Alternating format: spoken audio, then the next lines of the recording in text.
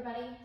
Before we get into just yoga flows and power yoga, I wanted to go over some different ways to do your vinyasa. So we'll start in a little tabletop. So you can always take a tabletop instead of doing plank.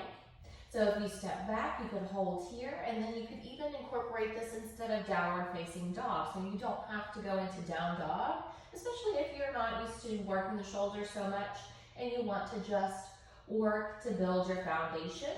So you could be here instead of downward facing dog, and then you can step forward, you could tuck the toes, or you can hold here and meet back in that downward facing dog and lift those hips up and back.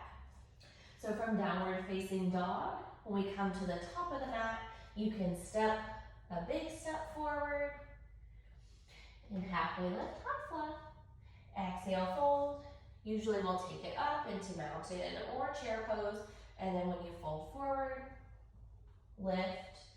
So the vinyasa just means to flow or move with your breath. So you would step that same leg back, be in a high plank.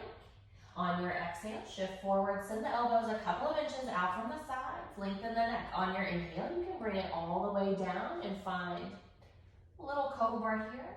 So the tailbone pulls in and down, the chest opens forward.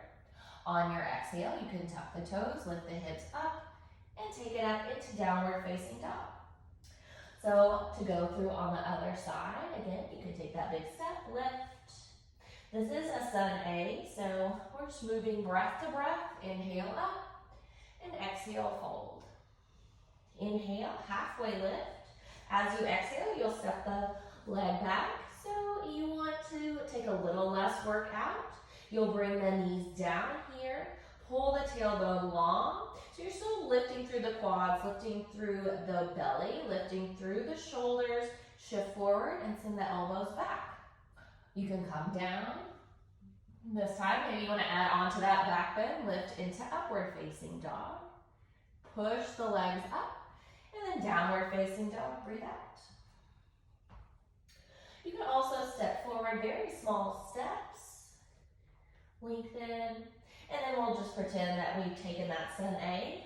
When you take it back, you can just step it back and hold the vinyasa in a down dog instead, or again, you can come into that tabletop position. So make sure you're working this where it feels right for you. You do not have to take the shoulders past, so when you come forward, make sure you don't sink those elbows way up high. That gets to hurt your shoulders, gets into that shoulder joint. So if you're working on building strength there, you can also alternate, bring the right knee down only to build a little more strength. And then the next time you go through, you take that left knee down, pull in, use the low belly, downward facing dog. And also you can always step back into down dog and then decide, I'm gonna go ahead and try to take a small vinyasa there. So press into the tops of the feet for your back bend, and then lift it up and back. And once you get more advanced, you can jump or float it up to the top. So if I say float or step, you can step it up or think about jumping and bringing it in.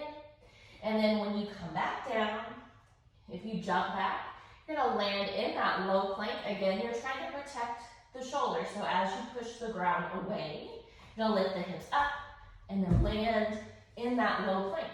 So you're gonna land to protect the shoulders with the bent arms. So as long as the arms are bent just a little bit, that will give you that protection that you need there. If you have any questions about how to step back, just let me know.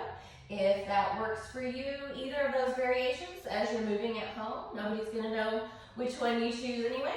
So just pick the one that feels best when you're moving through.